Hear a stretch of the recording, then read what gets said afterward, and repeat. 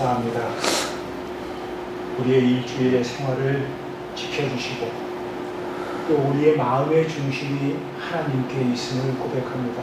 아버지, 우리가 진정으로 이 세상에 살면서 어둠 가운데 빛이 되고 또 부조리와 모순과 썩어져 가는 곳에서 소금이 되기를 원하지만 참으로 우리 자신이 어리석고 우리 자신이 너무나도 연약하고 주님, 우리 자신이 먼저 죄 가운데 있음을 고백합니다. 우리가 하나님의 사람으로서 이 땅에 살기를 진정으로 원하나 우리의 인생과 또 우리의 앞길에서 우리가 진정 그리스도인으로서 살아가는 것이 얼마나 힘든지 잘 알고 있나이다. 그러므로 주여 우리를 지켜주소서. 아버지, 우리를 인도하여 주소서. 주님, 우리를 보호하여 주소서. 주님의 심판대 앞에 갈 때까지 진정으로 우리를 지켜주소서. 아버지, 우리가 매일마다 순간마다 쓰러질 수밖에 없고 우리의 마음만은 변치 않겠다고 주님 앞에 약속하나 우리의 몸과 우리의 생각과 우리의 마음마저도 하나님 앞에 보여질 것이 아무것도 없고 그러니 우리 세상 사람들에게도 보여질 것 아무것도 없나이다. 그럼에도 불구하고 예수 그리스도께서 나를 위하여 죽으셔서 오늘도 말씀하시니 너는 내 찾아라고 말씀하여 주셔서 감사합니다. 아멘. 그래도 예수 그리스도의 십자가의 보혈로 우리를 구원받게 하여 주셨고 주의 자녀로 인정하여 주시니 감사합니다. 아멘. 이 복음만은 잊지 않고 오늘 다시금 우리가 새롭게 되기를 원합니다. 아버지, 다시금 우리가 주의 말씀대로 살 일을 작정하는 시간이 되기를 원합니다. 아멘. 다시금 나 자신에게 뿐만이 아니라 세상 사람들에게도 하나님 앞에서도 부끄러움없는 삶이 되도록 우리를 도와주시옵소서. 아멘. 매일마다 하나님의 도우심을 바랄 수밖에 없는 우리를 주여 정말로 도와주셔서 반듯한 사람으로 정직한 사람으로 부끄러움 없는 사람으로 어디 가서라도 참 저 사람은 그리스도인이야, 저 사람 믿고 나도 교회 가야지, 아버지, 그런 마음이 들 수 있는 사람이 되도록 완전히 변화시켜 주시옵소서. 아멘. 우리 교회가 24시간 동안 특별히 밤에도 십자가에 불이 켜져 있는 것을 보고 죽어가는 사람이 다시 살아나게 도와주시옵소서. 아멘. 거짓말하는 사람이 정직하게 도와주시옵소서. 아멘. 부조리에 있는 사람이 깨끗하게 되기를 작정하는 주님, 그런 교회의 십자가가 되게 도와주시옵소서. 아멘. 말씀을 들을 때마다 우리 모두가 성령이 주시는 그 힘으로 오늘 변화를 받음으로 새로운 피조물로 삼아 주시기를 원합니다. 아멘. 주님, 한 사람 한 사람이 주님 안에서 작정하여 진정한 그리스도인으로 되어지는 놀라운 변화가 오늘 이 시간이 되어 있기를 원합니다. 아버지, 사람의 많고 적음이 우리의 그리스도임을 나타내겠습니까? 교회의 많고 적음이 야 정말 멋있는 교회다, 그렇게 우리가 칭찬을 받겠습니까? 주님, 나 한 사람 오늘도 하나님 앞에서 변화를 받아 나의 직장에서, 나의 가정에서, 내가 속한 모든 공동체에서 그리스도인의 빛과 소금이 되기를 원하오니 오늘도 말씀하심에 그 말씀으로 우리가 변화를 받고 새로운 피조물이 되어 하나님께 영광을 돌리고 언제나 우리는 주의 도우심으로 살아가기를 원하옵나이다. 아버지. 예수 그리스도 이름으로 기도하옵나이다. 아멘. 아멘.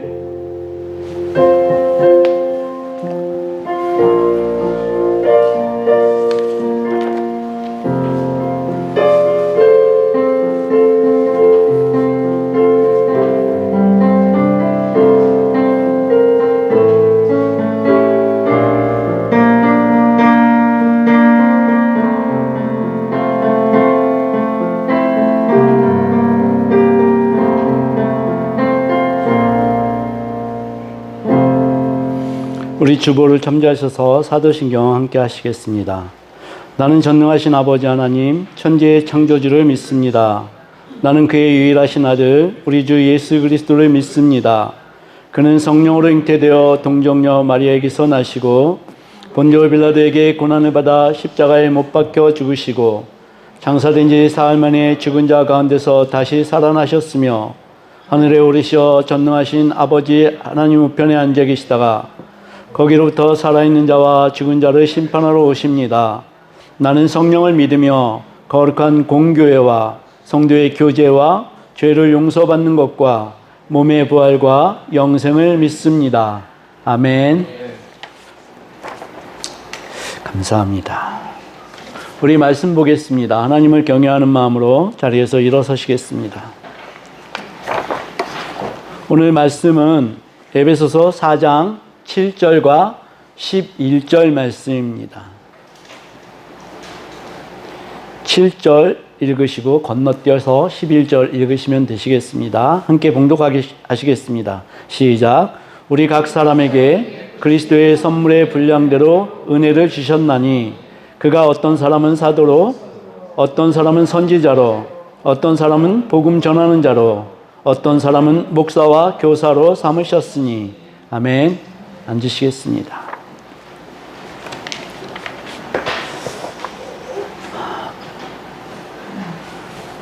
네, 저는 이번 주 말씀을 준비하면서 굉장히 난항을 겪었습니다.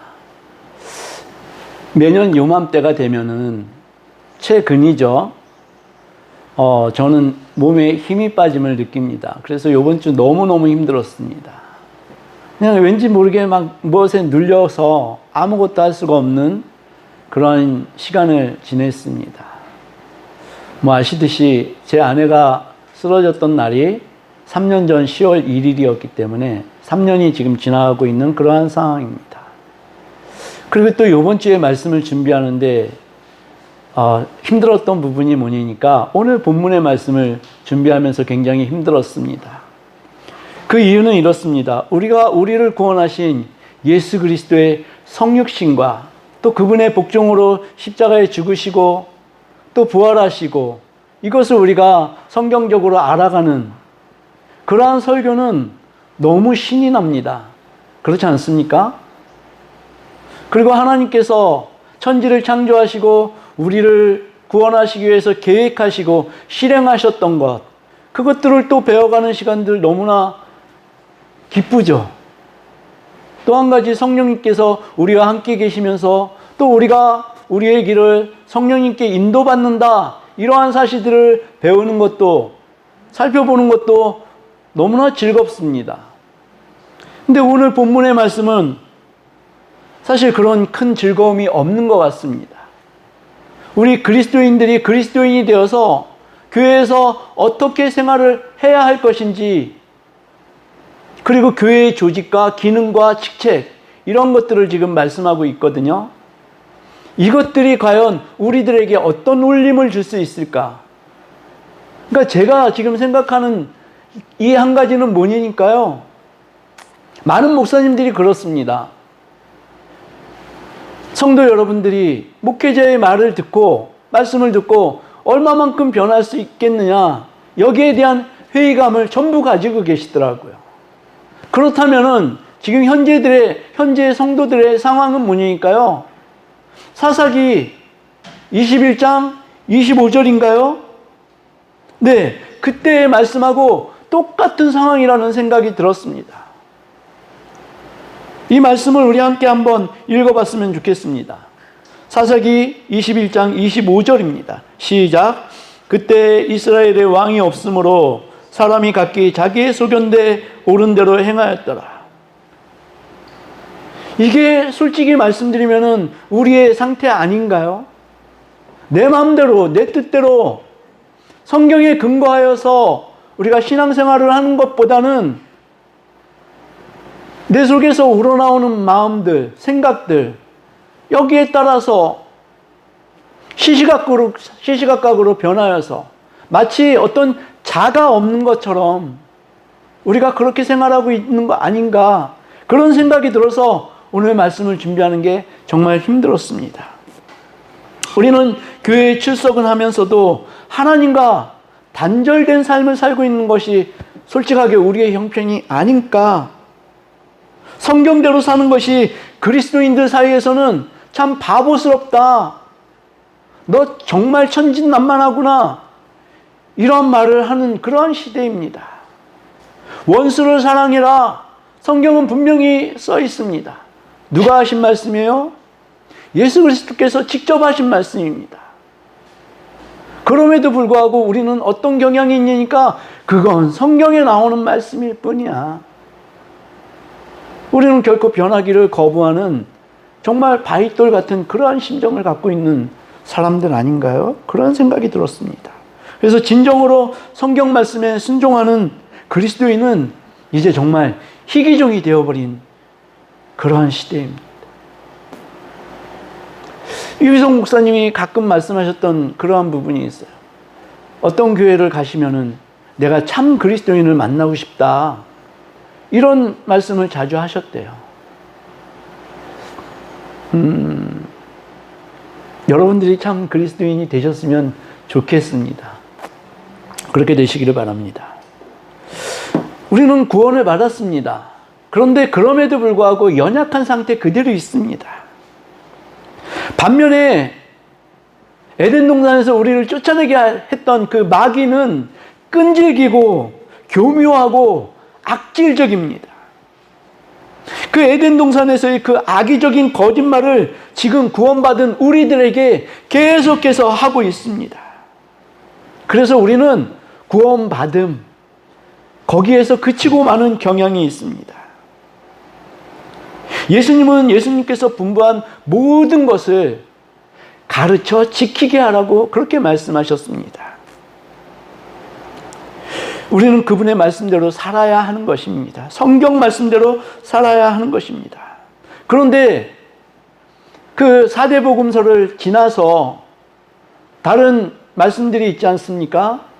소위 말해서 서신서 이런 것들을 가르칠 때면은 교수들이 이런 얘기를 합니다. 예수 그리스도의 그 가르치심과 사도들의 가르침이 뭔가 좀 대응이 되어지는 부분이 있고 좀 다르다. 이런 말을 가끔 합니다. 그런데 그분들은 신학적으로 그거를 따져서 그런지는 모르겠지만 사도들이 어떠한 위치에서 성경을 이렇게 저작을 하였는지 이것을 좀 잊어버리고 있습니다. 근데 분명히 말씀한 것은 모든 성경은 하나님의 감동으로 되어진 것이라고 디모데후서 3장 16절에 분명히 말씀하고 있습니다.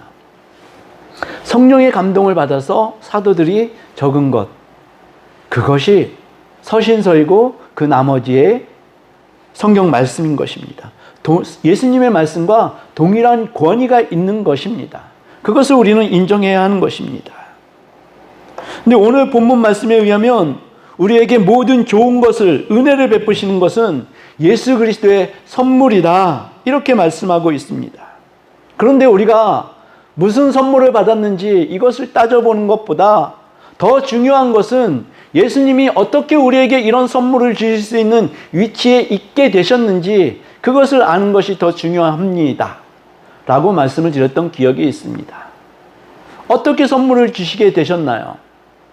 그것은 하나님의 말씀에 복종하여서 이 땅에 오셨고 십자가에 달리시기까지 순종하셨고 그러므로 말미암아 하나님께 선물을 받아서 우리에게 주시게 되는 그러한 위치에 있다. 이렇게 말씀을 드렸습니다. 사실은 에베소서 4장 3절 성령에 평안하게 매는 줄로 성령이 하나 되게 하신 것을 너희가 힘써 지켜라. 이 말씀이 에베소서에서의 대주제입니다. 그래서 계속 사도 바울은 이것을 보충시키기 위해서 계속해서 설명을 합니다. 그러다 보니까 교회가 하나 되고 연합되어지는 거 여기에 대해서 굉장히 많은 사람들이 시도를 합니다. 대표적으로 현대의 종교적 그 시도는 WCC라고 아시죠? 근데 이것들은 사뭇 성경과는 거리가 있는 그러한 조직인 것입니다. 교회 연합됨과 통일됨을 위한다고 하면서 성경을 뛰어넘어 이거는 좀 표현이 그런 것 같은데요. 성경을 넘어서서 거대한 조직을 만들려고 시도를 합니다. 정말 그럴듯하게 보입니다. 그렇지 않습니까? 모든 종교가 대통합을 이뤄서 하나님께 영광을 돌린다. 그러나 성경을 넘어서는 것은 아무리 포장을 예쁘게 해도요, 그것은 바벨탑에 지나지 않는다라고 저는 생각을 합니다. 오직 구원은 예수 그리스도밖에는 없는 것을 이 세계 기독교 협의회는 종교 다원화로 인해서 성경 밖에도 구원의 길이 있는 것처럼 포장하는 거대한 종교 단체에 불과한 것입니다. 이것은 비성경적이며 하나님을 대항하는 단체라고 저는 생각합니다. 예수 외에는 구원이 없음을 분명히 천명합니다. 그런데 이러한 조직이 성경에 맞지 않는 조직이라고 해서 성경에서는 조직이나 이런 게 필요 없다고 얘기를 합니까? 아니면은 성경에서는 조직이 필요하다고 얘기를 합니까? 성경은 분명히 조직을 얘기하고 있습니다. 오늘 말씀이 그렇습니다. 교회가 아무런 조직도 없고 체계도 없는 것이 아닙니다. 오늘 본문인 11절과 고린도전서 12장을 찾아보시게 되면은 교회엔 조직도 있고 직분도 있고 직능도 있는 것을 볼 수 있습니다. 오늘 말씀의 내용은 모든 조직과 직분, 그리고 이 모든 것들은 예수 그리스도에 의해서 주어진다는 소명, 콜링과 관계에서 말씀을 드리겠습니다. 먼저 교회의 머리는 예수 그리스도이십니다. 아멘. 그 말씀은 교회에는 왕이 있다. 그분은 오직 예수 그리스도 한 분밖에는 없다. 이 말씀입니다. 교황이 왕이 아닙니다. 그리고 교회의 어떤 유력한 인사가 왕이 될 수가 없는 것입니다. 교회의 왕은 오직 예수 그리스도 한 분밖에는 없는 것입니다. 그리고 교회 내에 직분이 있습니다. 그리고 이 모든 직분은 예수 그리스도가 주시는 것입니다. 예수 그리스도의 은혜의 선물인 것입니다. 그것이 소명이고 또 예수 그리스도가 주신 것이기 때문에 오류가 없습니다. 예수 그리스도께서 어떤 사람은 사도로 세우시고 어떤 사람은 선지자로, 어떤 사람은 복음 전하는 자로, 어떤 사람은 목사와 교사로 이렇게 삼으셨다고 사도 바울은 얘기하고 있습니다. 그리스도께서 세우시는 것입니다. 그런데 왜 교회에 그리스도께서 이렇게 세우셨는데 교회가 분열이 되어지고 부패가 일어나고 이런 일들이 일어날까요? 예수님이 세우셨는데 말입니다. 그것은 주님이 세우셨는데요. 그것을 갖다가 이제는 사람들이 마음대로 하기 시작했습니다. 교회가 예수 그리스도께서 주시는 이 소명을 대신하게 되었다는 것입니다. 적당히 공부하고 학위를 취득하고 어느 정도 숙련 기간이 거쳐지면은 이제 목사로 안수하여서 세우게 됩니다. 교회의 눈으로 보면 이것이 맞을 것 같지만 예수 그리스도의 그 안목과는 다른 많은 허점이 보이는 것이 사실입니다. 또 교회에 어떤 필요가 있습니다. 예를 들면 아프리카에 복음을 전할 선교사가 필요하다고 합니다. 근데 우리는 이 필요를 갖다가 소명으로 잘못 인식하는 그러한 경우가 많습니다. 네. 아프리카에 굉장히 어렵게 사는 사람들을 보여줍니다. 그래서 이들에게 말씀을 전할 수 있는 사람이 필요하다. 그래서 많은 사람들이 선교사로 지원을 합니다. 그런데 놀랍게도요, 선교사로 나갔던 사람들이 휴가를 얻어서 이제 본국으로 돌아오지 않습니까? 다시 선교사로 나가는 그 시점에 보게 되면은 3분의 1만 선교사로 나간다는 통계가 있습니다. 3분의 2는 탈락을 하고 만다는 얘기죠. 이것이 필요가 소명하고는 완전히 별개라는 그 사실을 나타내어 주는 것입니다. 교회의 구성원이 소명을 주기 때문에 오히려 교회를 모독하고 사회적 반곡과 접목하여서 교회를 운영해 나가다 보니까 많은 잡음이 생깁니다. 교회가 예수 그리스도의 소명을 대신하기 때문에 이러한 일이 생긴 것입니다. 교회는 성령님의 인도하심에 민감해야 합니다. 어떤 사람이 목사의 소명이 생겼다. 그렇다면은 교회가 그것을 검증해야 합니다. 검증을 반드시 거쳐야 합니다. 근데 사실 이러한 상황들이 굉장히 어렵습니다. 왜? 어떤 사람이 목사가 되겠다라고 결심을 하게 되면 그 결심을 꺾을 사람이 교회에는 거의 없습니다.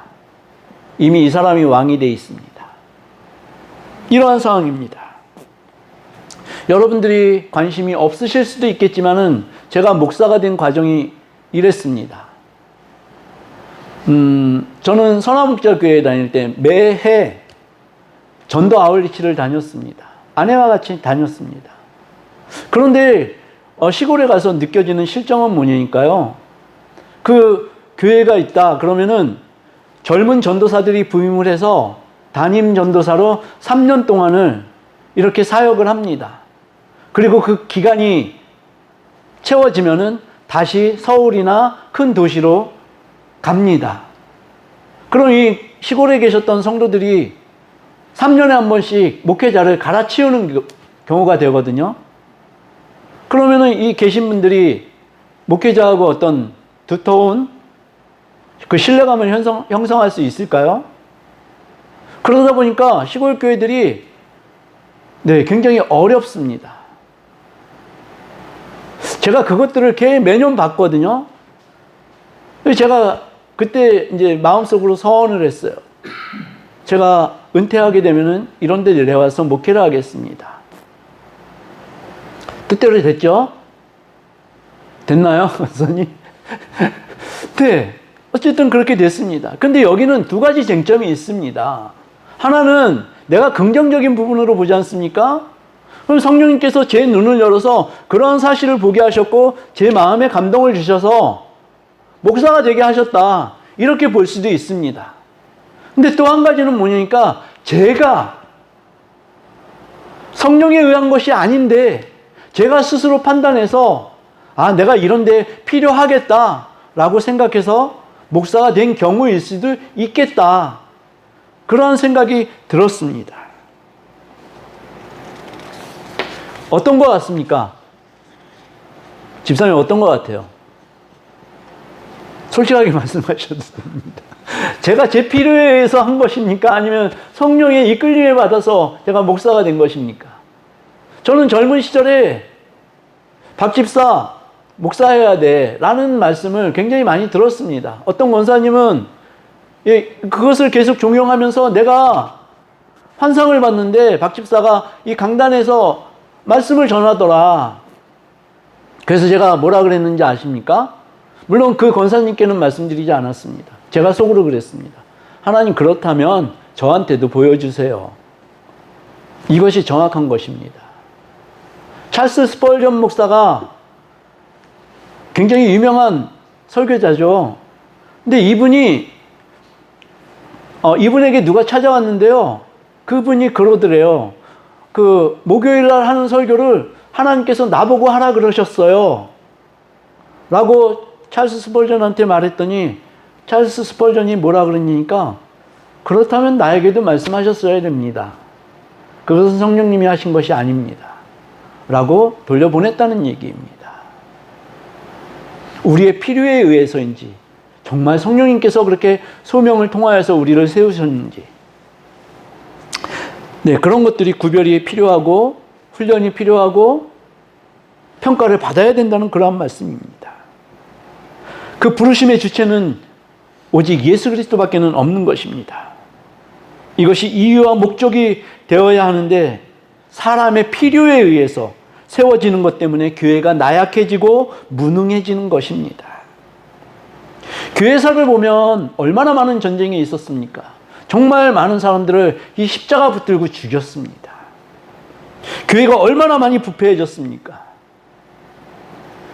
그것은 소명이 사람의 것으로 변질되었기 때문입니다. 오직 소명을 주실 수 있는 분은 예수 그리스도 한 분뿐인 것을 인정하시기 바랍니다. 교회가 단독으로 소명을 줄 수 없습니다. 마태복음 9장에 보면은요, 그 추수할 때가 되었는데 추수할 일꾼이 없다라고 제자들이 말합니다. 그랬더니 예수님이 뭐라 그러시니까요, 마태복음 9장 37절과 38절에 이렇게 나옵니다. 이에 제자들에게 이르시되 추수할 것은 많되 일꾼이 적으니 그러므로 추수하는 주인에게 청하여 추수할 일꾼들을 보내주소서 하라 하시니라. 너희들이 직접 가서 추수를 해라, 이런 말씀이 아니라요, 추수할 일꾼을 청해라, 기도해라. 예수님은 이렇게 말씀하고 계시는 것입니다. 너희들끼리 이렇게 해서 그렇게 움직이는 것이 아니라 하나님께 일꾼을 보내달라고 청해라. 그런 소명은 누가 주시는 것입니까? 성삼위일체 하나님께서 주신다는 그 사실입니다. 우리가 이 소명을 받았는데요, 소명에서 떨어지는 그러한 상황이 굉장히 많습니다. 첫 번째, 그것은 주님께 소명을 받지 않고 사람들에게 소명을 받았기 때문이고, 이것이 굉장히 심각합니다. 근데 이 소명은 예수 그리스도께서 주는 것이기 때문에 다양합니다. 획일적이지 않습니다. 누군가에겐 더 큰 일을 맡기실 수도 있고, 또 누군가에겐 작은 일을 맡기실 수도 있습니다. 큰 일과 작은 일이 분명히 있죠. 그러나 여기에는 똑같이 중요한 일이고 차별이 있는 것이 아닙니다. 우리 몸에서 눈이 할 수 있는 일, 혀가 할 수 있는 일, 그리고 손과 발이 할 수 있는 일이 서로 다릅니다. 그리고 우리가 흔히 말하는 이 갑상선, 이런 것들은 굉장히 무시하는 경향이 있었는데 지금은 밝혀지고 있지 않습니까? 갑상선이 하는 일, 그리고 또 우리 내장에서 내 분비관들이 하는 일이 눈에 보이진 않지만 너무너무 중요한 일이다, 이렇게 지금 밝혀지고 있습니다. 어떤 일은 밖으로 드러나서 굉장히 화려하게 보이고 굉장히 중요하게 보이고, 또 어떤 일은 밖으로 드러나지 않아서 정말 없어도 될 것 같은, 그러한 것이 예수님께서 맡겨주신 소명입니다. 근데 우리 몸으로 이렇게 비교를 해보게 되면은 몸의 어떤 부분, 정말 작은 부분이라도 그것이 자기 기능을 제대로 발휘하지 못하게 되면은 이 몸이 완전하게 돌아가지 않는 것을 우리는 느끼지 않습니까? 이것이 주님께서 주신 소명인 것입니다. 그리고 참 저는 이게 너무 중요한 말씀이다라는 생각이 드는데요. 많이 맡은 자에게는 많이 달라, 또 적게 맡은 자에게는 조금만 줘도 괜찮아. 이게 성경의 말씀입니다. 많이 맡은 자는 정말 죽도록 충성해야 합니다. 그것이 좋은 것인지 나쁜 것인지는 잘 모르겠는데요, 죽도록 충성해야 하는 것입니다. 그리고 이것을 자랑하거나 교만의 그 거리로 삼아서는 절대 안 된다는 것입니다. 고린도전서 4장 7절에 이렇게 말씀합니다. 누가 너를 남달리 구별하였느냐? 내게 있는 것 중에 받지 아니한 것이 무엇이냐? 내가 받았은즉 어찌하여 받지 아니한 것 같이 자랑하느냐? 네, 교회에서 자랑은 절대로 안 되는 것입니다. 겸손하게 하라는 것입니다.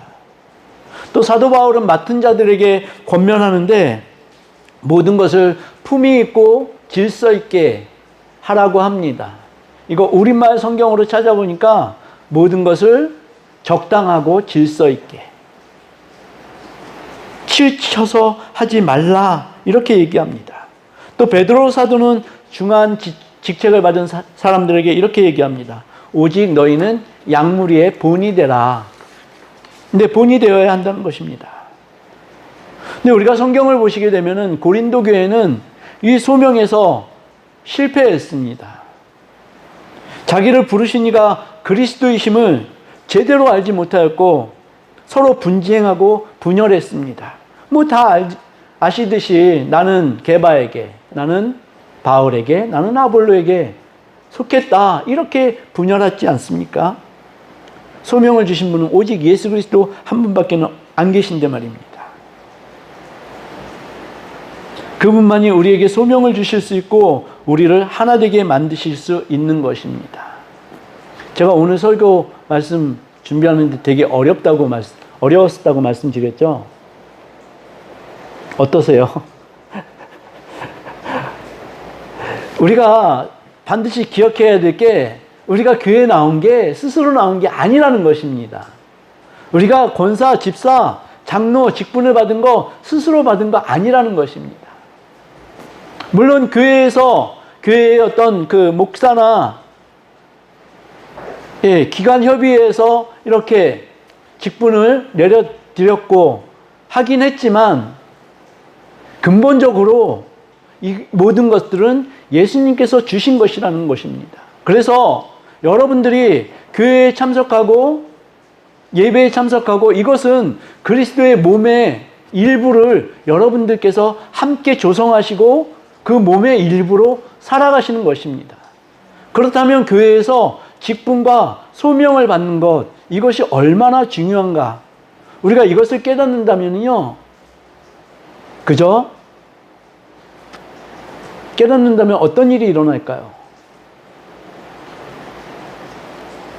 나는 예수 그리스도의 그 몸에 참여하는 영광된 지체야. 이런 것들이 우리 마음속에 근본으로 자리 잡게 될 수 있는 것입니다.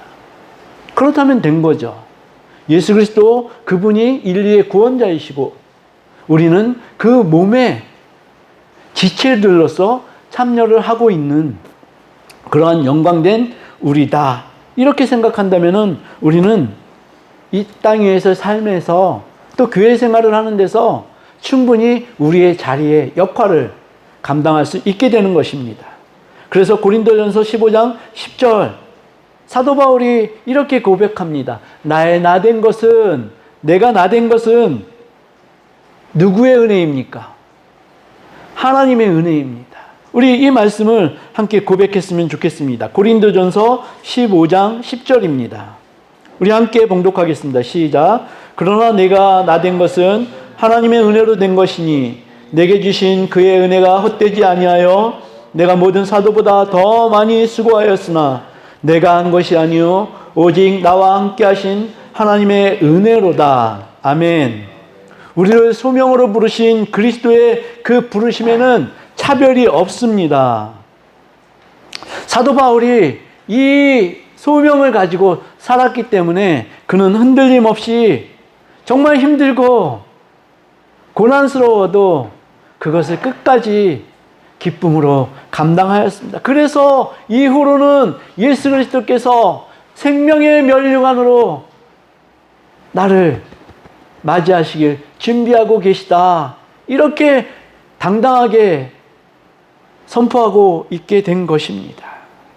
우리가 받은 소명은 우리 스스로가 준 것이 아니라 교회가 준 것이 아니라 예수 그리스도께서 여러분들을 세우신 것을 믿으시기 바랍니다.